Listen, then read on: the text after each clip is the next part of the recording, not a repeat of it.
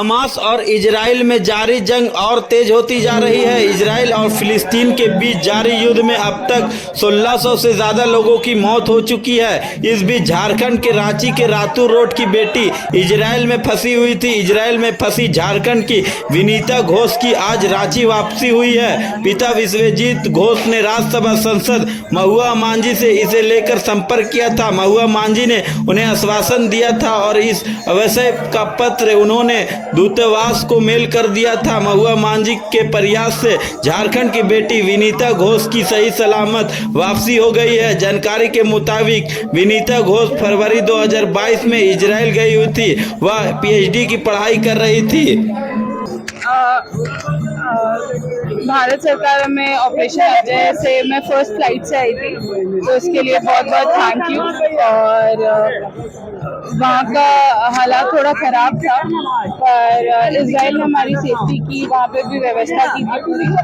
और वहाँ पे अभी थोड़ा मुश्किल वक्त चल रहा है सबके लिए, बहुत सारे लोग मर रहे हैं।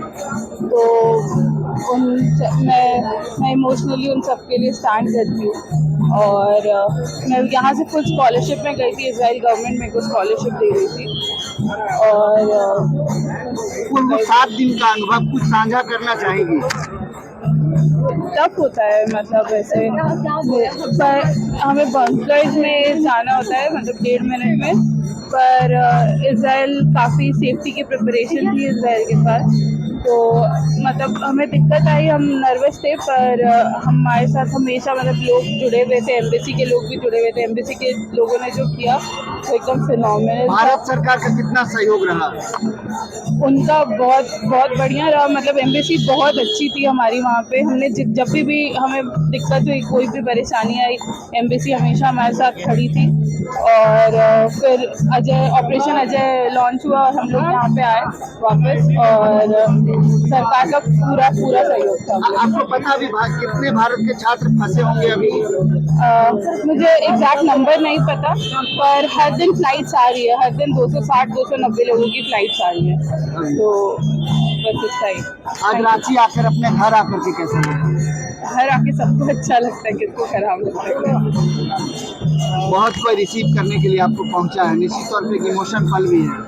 हाँ, मतलब बहुत इमोशनल है मेरे लिए। मेरे पेरेंट्स आए यहाँ पे, मम्मी और मेरे पापा, और घर के बाकी लोग भी हैं।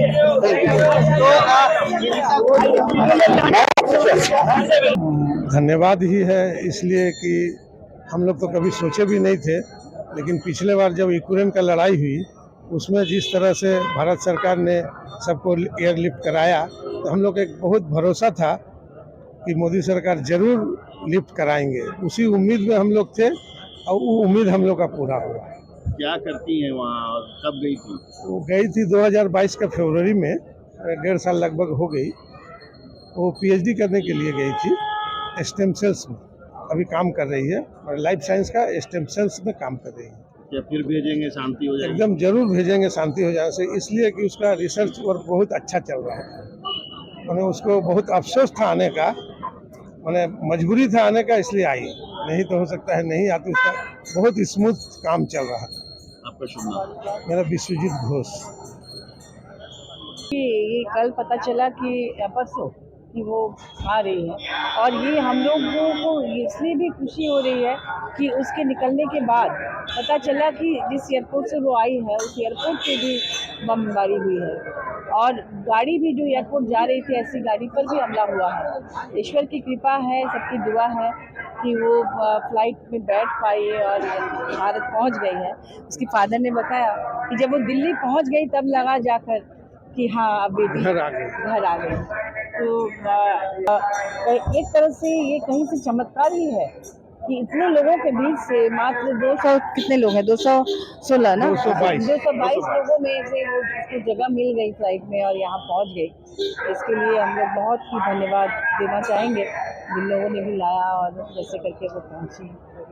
और उसके माता पिता बहुत खुश हैं कि बेटी वापस आ गई है। पढ़ाई के लिए भेजा गया था और वहाँ जाकर, तो मैं तो यही कहूँगी सरकार से, केंद्र सरकार, राज्य सरकार से, कि हमारे बच्चों को अपने ही राज्य में, अपने ही देश में पढ़ाई की ऐसी व्यवस्था हो जाए कि उन्हें विदेश जाने की ज़रूरत ना पड़े, क्योंकि कोविड में भी हमने देखा कि विदेश जाकर बच्चों को कई बार परेशानी झेलना पड़ा।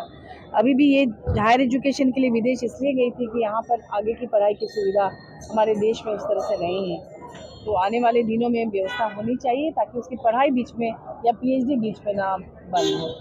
और हम बहुत बहुत शुभकामना देना चाहेंगे उसके पेरेंट्स को भी, लड़की को भी, आने वाले भविष्य के लिए सुनहरे भविष्य की कामना करते हैं।